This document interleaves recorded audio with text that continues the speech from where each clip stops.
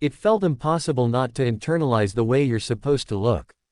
Every magazine cover, every roll, every camera angle seemed to carry the same message: there's one acceptable way to look, and anything outside of that is failure. I carried that weight for a long time. A quiet kind of shame would follow me around, whispering that I didn't measure up. That I wasn't thin enough, smooth enough, youthful enough. That somehow, I had to apologize for simply being human.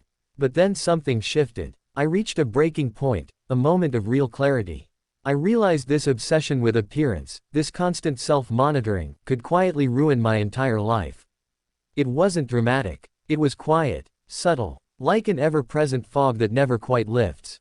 And that's when I decided, I'm not playing anymore. I'm not giving this more space in my mind.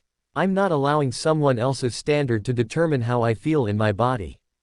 It didn't happen overnight, of course. But part of that transformation came through a simple book. The Only Diet There Is, by Sandra Ray. And no, it wasn't a diet book in the way we normally understand them. It was a radical kind of self-permission. Eat what you want. Love yourself while you do it. Let go of the guilt and shame wrapped around food, wrapped around desire, wrapped around your physical form. That message cracked something open in me. It's not just me. I'm not the only woman who's had to fight her way out of these expectations. I look around and see other women, smart, strong, seasoned, choosing something different. Pamela Anderson walked out without makeup and the world gasped. Justine Bateman was labeled old online, and she didn't flinch. She stood her ground. She spoke with the kind of authority only years can give. She said, I earned this face. And I felt that in my bones. Because that's what age does, it gives you power, perspective, depth. But our culture would rather erase it, cover it, inject it, pretend it's not happening, as if the lines on your face don't tell a story. As if the story isn't worth hearing. But I know it is. I know my face, my body, my years, they carry something real. Something worthy. There's a freedom in letting go. In walking away from the game entirely. In saying, I will not hate myself into someone else's idea of beauty. I will not diet my spirit into submission. I will not apologize for changing. I will not shrink myself. We've been told so many lies. That thinner is always better. That youth equals worth. That beauty is something you chase, not something you already have. But I don't believe that anymore. I can't. Because believing it cost me too much. My time, my peace, my presence. It's strange how silent the misery can be.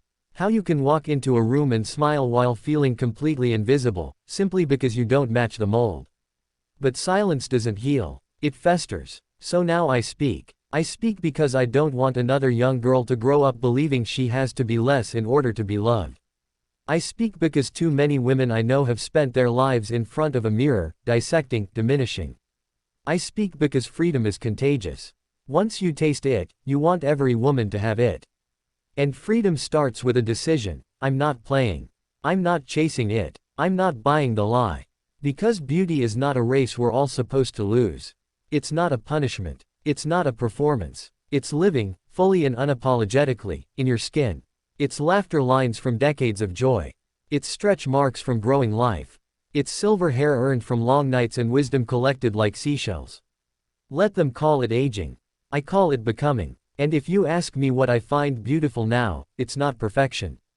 It's presence. It's confidence. It's the quiet power of a woman who no longer waits for permission to be exactly who she is. That's beauty. That's strength. And that's the life I choose.